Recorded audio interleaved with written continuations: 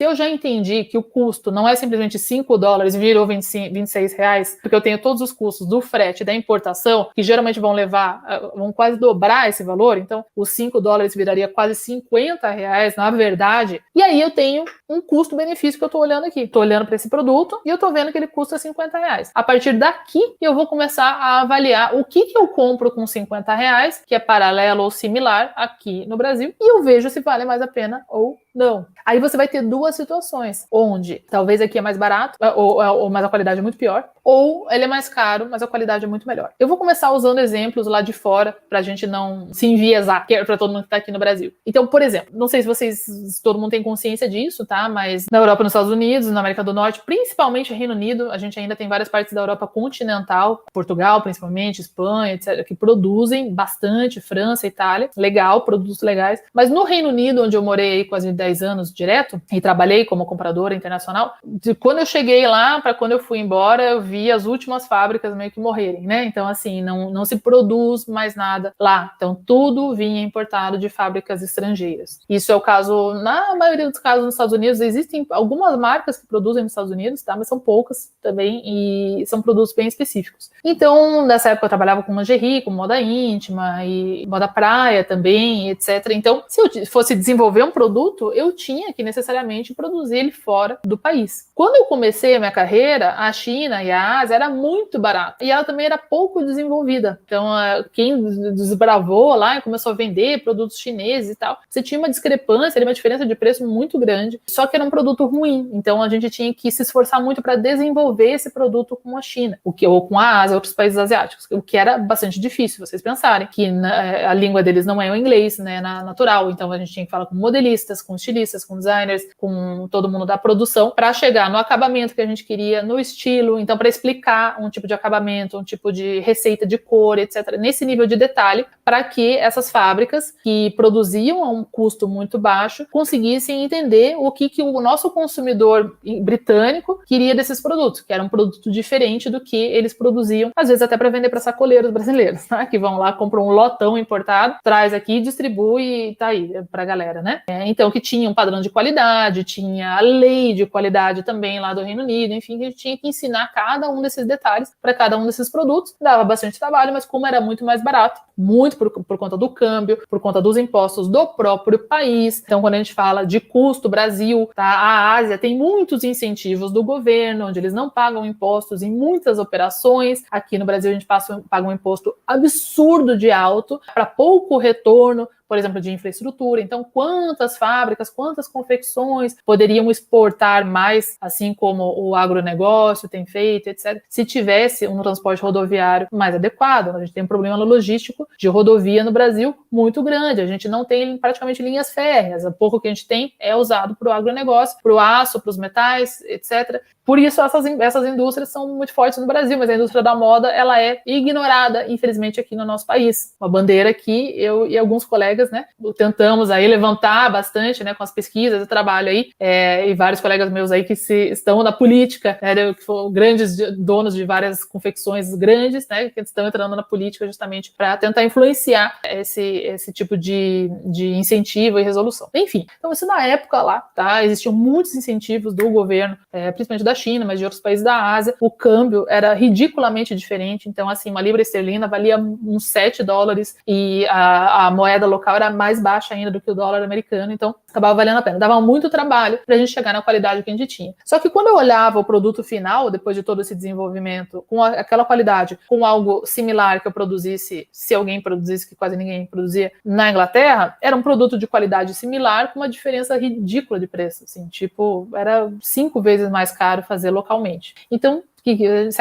todo mundo acabava importando. Isso começou a mudar no decorrer do tempo. Então, vamos dizer que eu comecei nesse tipo de trabalho lá em 2002, comprando lá da China e tudo mais. Quando foi lá por 2007, 2008, por exemplo, que houve, né, uma crise grande econômica também nos Estados Unidos e no Reino Unido, a gente já começou a ver que também os países asiáticos, principalmente a China, começou a se fortalecer economicamente e a moeda deles começou a subir e eles também conseguiram avançar muito tecnologicamente. Também fizeram um investimento pesado do governo em ciência e tecnologia, em levar toda essa tecnologia, que antes era exclusivamente europeia ou americana, para lá, e os produtos começaram a ficar mais caros. E aí estava todo o país dependente de comprar lá e já não se sabia mais produzir. Tá, localmente. Isso é um mal que a gente não vive ainda no Brasil. A gente ainda sabe produzir e bem, tá? A gente tem defasagem tecnológica em alguns setores, mas em outros não, e a gente produz bem. A gente tá com a moeda desvalorizada, sim, mas a gente sabe fazer uma roupa, a gente sabe fazer um brinco, a gente sabe fazer um cinto, a gente sabe fazer um sapato. Lá no Reino Unido já ninguém mais sabia. Tinha os donos de confecção, já estavam aposentados lá, bem já idoso e tal, não iam fazer. O pessoal tava todo se aposentando. E a gente começou a ficar com esse problema. Então, para trazer esse exemplo aqui de quando que eu comparo uma qualidade com um preço, a gente começou a desenvolver, nessa época eu estava já em lingerie, figlives.com, e a gente resolveu fazer uma linha de seda. Então, camisolas e calcinhas e sutiãs de seda pura, não poliéster, seda, e começamos a fazer essa busca. E foi muito difícil a gente encontrar, na verdade a gente quase não encontrou nenhuma satisfatória, uma fábrica asiática que fizesse o produto na seda corretamente. Então a gente começou a buscar alternativas. Então quem fazia era bastante caro, porque a gente achou assim mais ou menos 2 ou 3 fábricas só decentes que assim fizessem um produto legal na seda lá fora, tá? E era muito caro. Daí a gente começou a analisar localmente. Então fomos para a Europa, ali França, Itália, etc, muito caro, e encontramos várias fábricas boas no norte da África, por exemplo, Marrocos, Algéria, que inclusive produziam para várias marcas francesas. Ali eu desenvolvi muitos produtos no norte da África também, e que vinham em euro e que não tinham imposto de importação. Então o norte da África tinha um acordo com a União Europeia, onde não tinha esse imposto de importação, como tinha da Ásia. Então, apesar de ser um custo mais alto, ser em euro, eu não pagava imposto de importação, eu podia comprar de lá. E era uma qualidade muito melhor do que eu tinha na China. Então, a gente começou a avaliar isso. E depois, a gente começou a desenvolver fábricas inglesas, fábricas desativadas, aposentadas e tudo mais. A gente começou a desenvolver essas fábricas lá, para chegar num produto que a gente achava que teria uma qualidade legal, que a gente podia trazer com um preço acessível, tá? Daí a gente começou a desenvolver o produto para que ele fosse com um acabamento mais fácil de fazer, com maquinário que existia lá, e aí a gente comparou. Então, nessa comparação ali, o produto de seda, o chinês, o norte-africano e o britânico, o norte-africano e o britânico, eles ficavam quase que iguais em qualidade e em preço, o que foi bastante interessante, um pouco mais caro só o britânico. Mas aí o que a gente fez? A gente fez um movimento todo de desenvolvimento da indústria local. Isso foi antes da conversa toda de sustentabilidade, desenvolvimento local, que é a base, né, do meu trabalho acadêmico, científico. Quem for ler meus artigos e tal vai ver que eu estudo muito as vantagens da gente desenvolver a nossa indústria interna.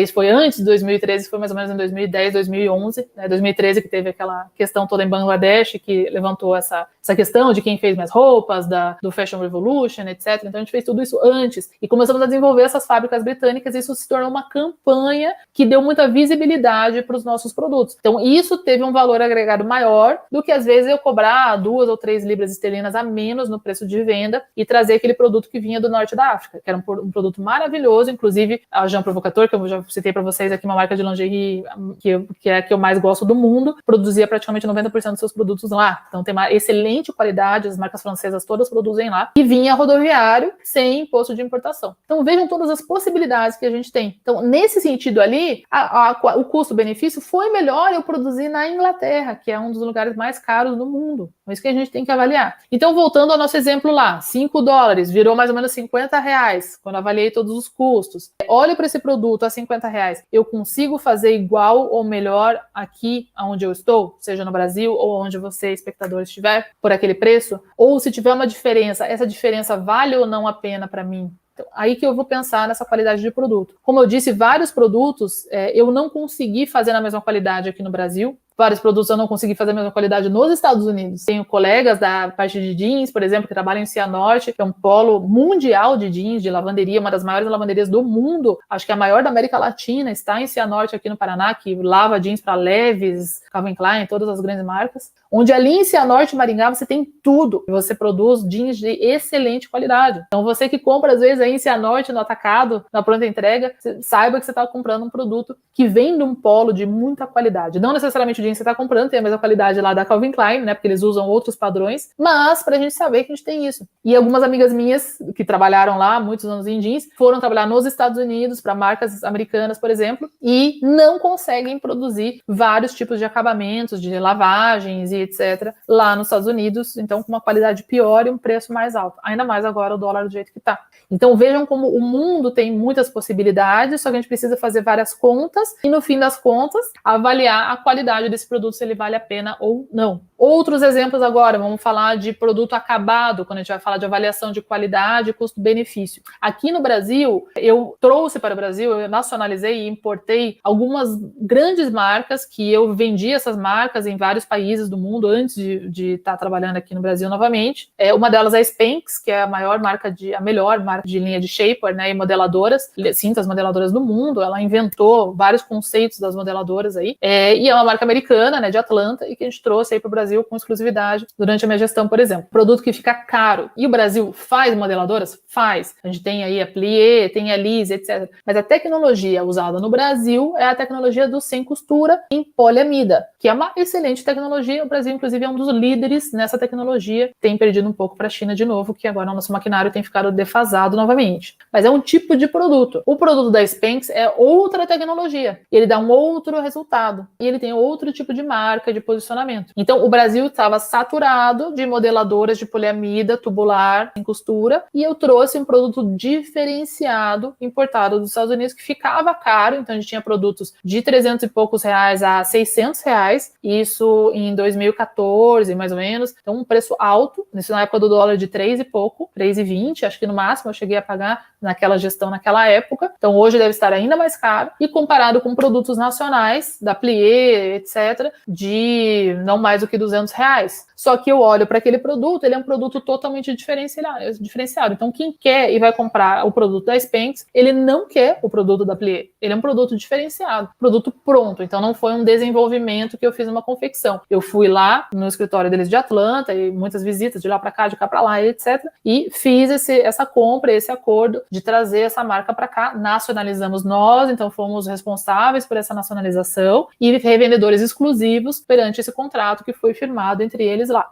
Então, eu tinha exclusividade de um produto diferenciado que eu comprava pronto lá fora e que ficava um preço alto mesmo. Exemplo disso, a gente pode falar de Nike, Apple, etc. É muito caro. Lógico, se você for comprar um negócio da Apple aqui no Brasil, você vai pagar o dobro do que você paga lá nos Estados Unidos. O que é esse dobro? Os impostos de importação, taxas de aduana, de despachante, etc, etc. Custo de trazer para o Brasil. Que se você vai lá, põe dentro da mala e traz e não paga imposto ali no aeroporto, vai ficar metade. É mais ou menos por aí. Deu para entender? No caso ali da Spanx, eu pagava esses impostos, por isso que ficava em torno de 300 a 600 reais, um produto que poderia, se fosse o preço em dólar, simplesmente o câmbio, poderia ser vendido entre 150 e 300 reais, tá? Mas a gente tinha que vender, obviamente, dentro da lei, legalizado, com nota fiscal, etc. Então, quando você vai avaliar se vale a pena importar, avaliando a qualidade, as vantagens desse custo-benefício, é isso que você analisa.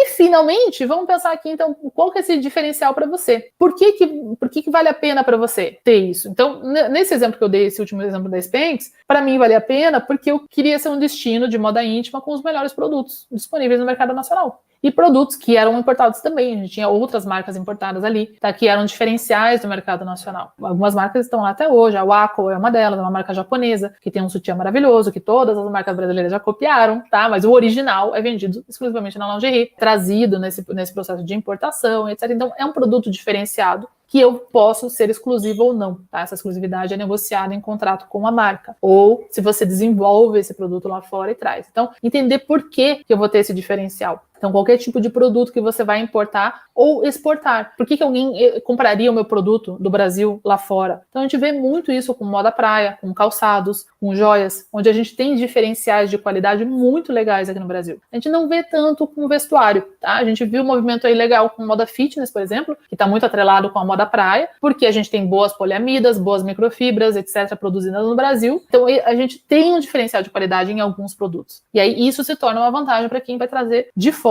do Brasil para fora. Então, entender por que eu preciso. Só pela alegria de importar ou exportar? Não, porque dá bastante dor de cabeça. Tem todo esse processo, você tem que acompanhar toda essa jornada do produto até ele chegar, ser nacionalizado e liberado para você vender. O que nos traz também a importância de entender os prazos. Quando você compra no seu próprio país, é muito mais rápido. Então, quando eu comprava da China aqui para o Brasil, e lá do Reino Unido, e de outros países da Europa, e dos Estados Unidos, a gente está falando mais ou menos com o frete marítimo, com todo o desembaraço. O frete marítimo é em torno de 3 meses. Só que daí você tem todo o desembaraço lá, daí aqui, etc. Então, a gente considerava 6 meses. do produto pronto confeccionado. Entre eu colocar um pedido e eles comprarem a matéria-prima, produzirem, mais 3 meses. Aí até tá pronto e ir lá pro porto. Então, se eu fazer um pedido de camiseta aqui hoje, eu ia receber da China só 9 meses depois. Enquanto que se eu comprava aqui do Rio de Janeiro, aqui de São Paulo, aqui do Paraná, aqui de Minas Gerais, aqui de Pernambuco, aqui do Ceará, etc., daqui do Brasil, não levava 9 meses, tá? Às vezes leva alguns meses, mas menos, dependendo do desenvolvimento, se demora mais. Tá? Mas se está